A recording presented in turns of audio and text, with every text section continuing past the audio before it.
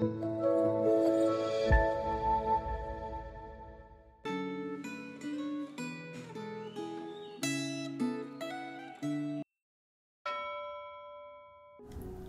saudara yang terkasih di dalam Tuhan. Sungguh bersyukur hari ini kita boleh kembali merenungkan firman Tuhan. Saat ini kita akan merenungkan firman-Nya dari kitab Kisah Para Rasul 16 ayat 13 sampai 40 dengan judul Mengikuti Pimpinan Roh Kudus. Sebelum kita merenungkan firman, mari kita berdoa. Ya Tuhan, biarlah seperti judul renungan hari ini. Kami mau dipimpin oleh Roh-Mu Tuhan. Biarlah perenungan firman Tuhan ini boleh sungguh-sungguh kami mengerti. Itu boleh mengubahkan hidup kami. Kami boleh menjadi murid Tuhan, anak Tuhan yang lebih baik lagi. Terima kasih Tuhan, berkati perenungan firman Tuhan hari ini. Di dalam nama Tuhan Yesus kami berdoa. Amin.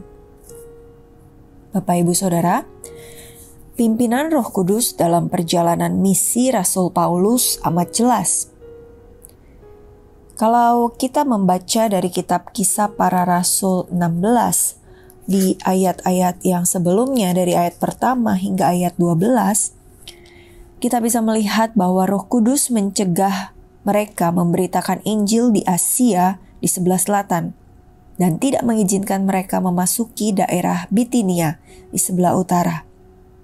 Oleh karena itu, setelah melintasi tanah Frigia dan tanah Galatia, mereka tiba di Misia, lalu melanjutkan perjalanan sampai di Troas. Kemudian, Rasul Paulus melihat penglihatan tentang seorang Makedonia yang mengundang mereka untuk datang. Rasul Paulus memandang undangan untuk berkunjung ke Makedonia ini sebagai kehendak Tuhan bagi dirinya. Kota pertama di Makedonia yang dikunjungi oleh Rasul Paulus dan Silas adalah kota Filipi. Pelayanan di kota Filipi ini menghasilkan pertobatan seluruh keluarga Lydia dan seluruh keluarga kepala penjara.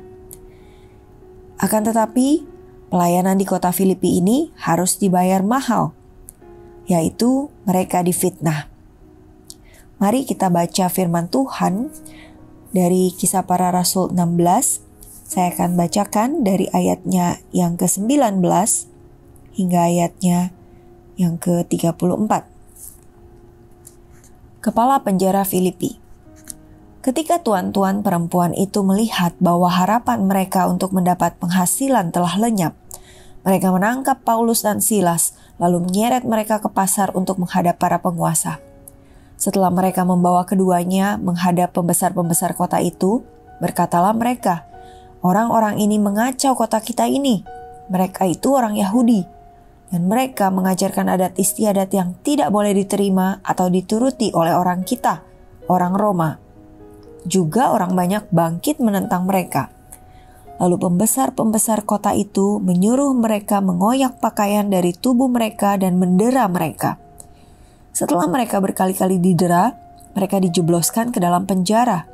Kepala penjara diperintahkan untuk menjaga mereka dengan sungguh-sungguh. Sesuai dengan perintah itu, kepala penjara memasukkan mereka ke ruang penjara yang paling tengah dan membelenggu kaki mereka pada pasungan.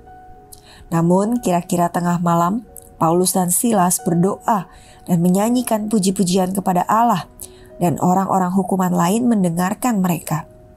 Tetapi tiba-tiba terjadilah gempa bumi yang hebat, sehingga fondasi-fondasi penjara itu goyah.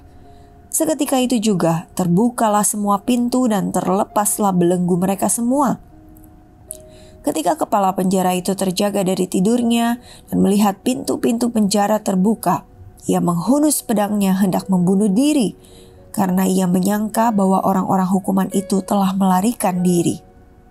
Namun Paulus berseru dengan suara nyaring, "Jangan celakakan dirimu, sebab kami semuanya masih ada di sini." Kepala penjara itu menyuruh membawa suluh, lalu berlari masuk, dan dengan gemetar sujudlah ia di depan Paulus dan Silas. Ia mengantar mereka keluar sambil berkata, "Tuan-tuan, apa yang harus aku perbuat supaya aku diselamatkan?" Jawab mereka, "Percayalah kepada Tuhan Yesus, dan engkau akan selamat, engkau dan seisi rumahmu." Lalu mereka memberitakan firman Tuhan kepadanya dan kepada semua orang yang ada di rumahnya. Pada tengah malam itu juga, kepala penjara itu membawa mereka dan membasuh luka mereka. Seketika itu juga, ia dan keluarganya dibaptis. Lalu ia membawa mereka ke rumahnya dan menghidangkan makanan kepada mereka. Ia sangat bergembira bahwa ia dan seisi rumahnya telah percaya kepada Allah. Kita lihat di sini, saudara, bahwa sekalipun Paulus masuk penjara, mereka tidak kehilangan damai sejahtera dan sukacita. Di dalam penjara mereka tidak mengomel atau memprotes perlakuan terhadap diri mereka, melainkan mereka berdoa dan menyanyikan pujian kepada Allah, sehingga apa yang mereka lakukan menjadi kesaksian bagi para tahanan yang lain. Kira-kira tengah malam, kita juga telah mendengar di dalam firman Tuhan tadi, terjadi gempa bumi yang hebat, di mana semua pintu penjara terbuka dan belenggu terlepas, sehingga kepala penjara mengira bahwa semua tahanan telah melarikan diri dan mau membunuh dirinya. Namun Paulus mencegah tindakan itu. Sikap dan tindakan Rasul Paulus itu merupakan kesaksian melalui sikap dan tindakan yang membuat kepala penjara itu membuka diri dan akhirnya bertobat, bertanya untuk memperoleh keselamatan. Rasul Paulus menegaskan bahwa kepala penjara itu harus percaya kepada Tuhan Yesus bersama dengan seisi rumahnya. Pada tengah malam itu juga, kepala penjara bersama seluruh keluarganya dibaptis. Apakah Anda bersedia untuk hidup mengikuti pimpinan Roh Kudus? Hidup mengikuti pimpinan Roh Kudus tidak membebaskan Anda dari masalah dan penderitaan, tetapi hidup mengikuti pimpinan Roh Kudus pasti menghasilkan sukacita yang berbeda dengan sukacita yang ditawarkan oleh dunia ini. Dunia ini menawarkan sukacita melalui kemewahan dan hawa nafsu. Akan tetapi orang yang percaya memperoleh sukacita karena Roh Kudus memberi damai sejahtera. Apakah Anda sudah hidup mengikuti pimpinan Roh Kudus dan sudah menikmati sukacita yang disediakan Allah? Mari kita berdoa. Tuhan, kami mengucap syukur untuk firman Tuhan yang mengajarkan kami untuk hidup seturut pimpinan Roh Kudus. Tuhan, kami mau belajar lebih peka. Kami mau jadi anak yang terus mau tahu apa yang Engkau kehendaki dalam hidup kami.